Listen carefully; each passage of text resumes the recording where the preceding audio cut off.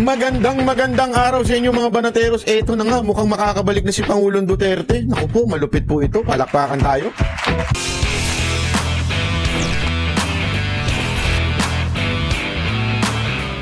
Ito ang mainit na balita na dapat malaman at mapanood ng taong bayan at pinag-uusapan ngayon sa mundo ng social media na tila ayaw ipalabas ng bayarang media. Sadyang kahit kailan ay hindi talaga mananaig ang kasamaan laban sa kabutihan matapos ang panawagan worldwide ng taong bayan at nagsanib puwersa saan mang sulok ng mundo na sana'y ibalik na ang dating Pangulong Duterte sa bansang Pilipinas International Criminal Court o ICC. Tila una at hindi nila kinakaya ang pwersa ng taong bayan, lalong-lalo na ang pwersa ng mga kababayan nating mga OFW saan mang sulok ng mundo dahil sa kanilang mga ipinakitang tunay na suporta at mainit na pagmamahal sa dating Pangulo na si Rodrigo Roa Duterte. Pero bago ang lahat, kung bago ka pa lamang sa aming channel, please huwag kalimutang mag-like, subscribe at i-click ang notification bell para mas maging updated ka palalo sa lahat pa ng bagong video na i-upload namin. At ito na nga mga kababayan, matapos ang walang katapusang panawagan saan mang sulok ng mundo ng mga Pilipino at kahit na ang ibang lahi na ibalik na ang dating Pangulong Duterte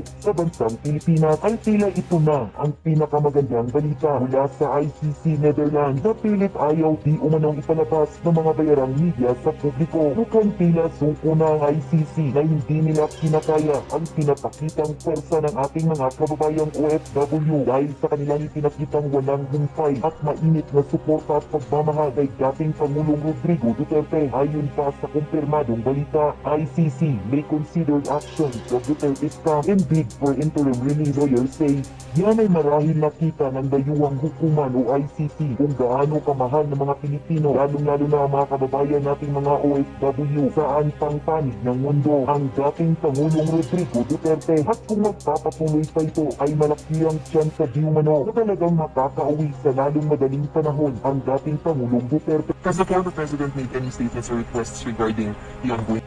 Alam nyo mga kababayan, itong nangyayari ngayon sa Dahig, talaga nga naman sinusubaybayan ng buong mundo. At isa sa sinusubaybayan at laging inaabangan ng mga media dito ay yung abogado ni Pangulong Duterte na alam mo, ano siya, may pagkamataray siya, pero gusto ko siya. Kasi alam nyo, barado yung mga media. Yung mga, alam mo naman yung mga media natin dito, may pagka may pagka pasensya na ho pero ito talagang term na dapat itawag sa inyo mga bayaran at gago, di ba?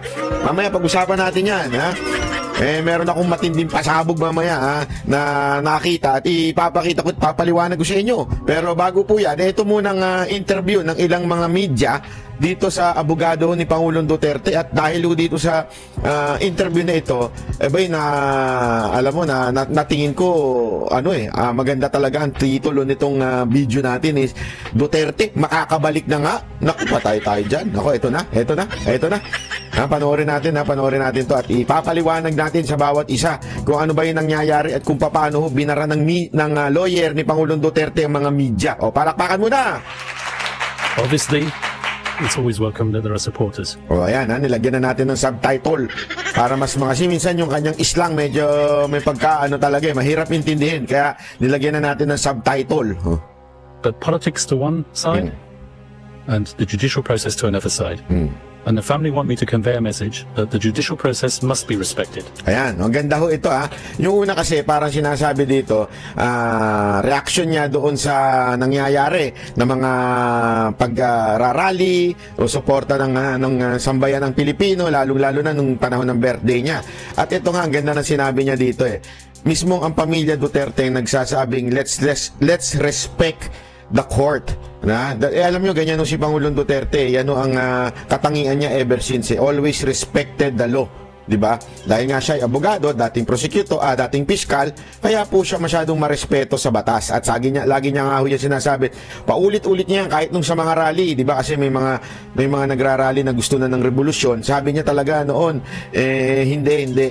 Tayo'y sumunod sa batas at atin pong sundan po ang mga batas sa ating bayan. At yan din ang pinapaalala niya ngayon sa mga supporter niya kasi nakikita talaga ng buong mundo na na dumadami, nagkakaroon talaga ng people power patungkol sa panawagan na pauwi na si Pangulong Duterte.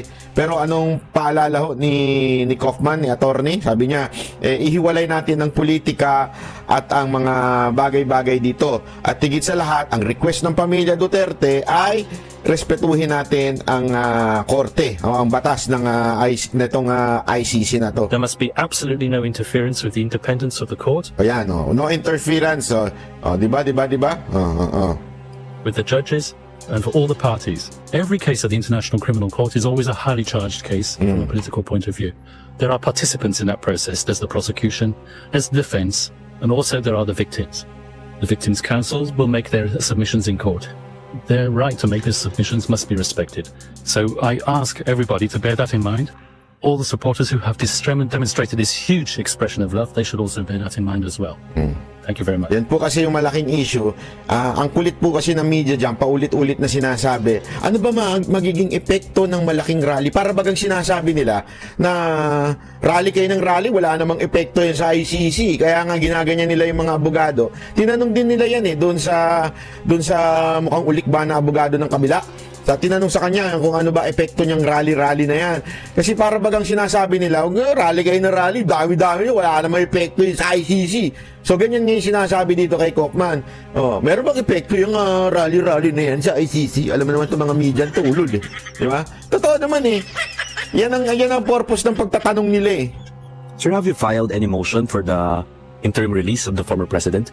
Once again, interim release is a complex process. We're considering it and we'll file it at the appropriate time. Once again, huwag ka na makulit, sabi. Sa ano yan komplikadong bagay yan at sa tamang panahon.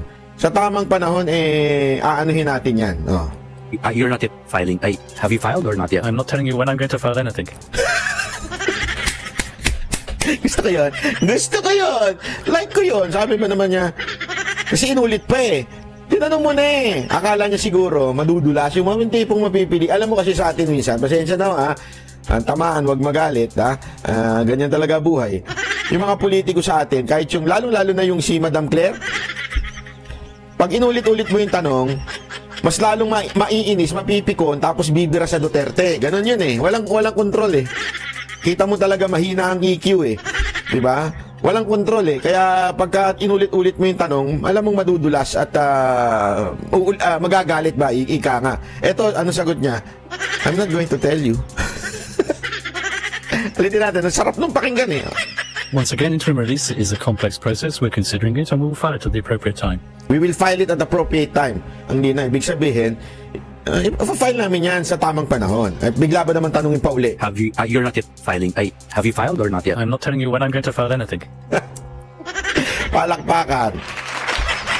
Kakasagot ko lang na on appropriate time. Tapos tatanungin mo naman, nag-file ka na? Kailan ka mag-file? I'm not going to answer that. How about, sir, you were mentioning in one interview that you have saw is a compelling argument. Ano you have so?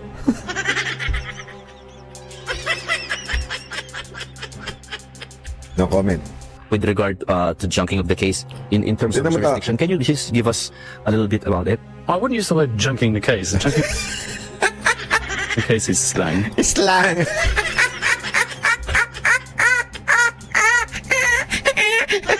Kasi naman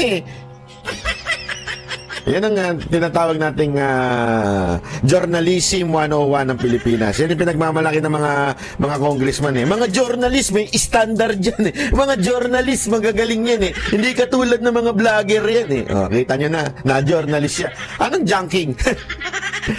Junking is a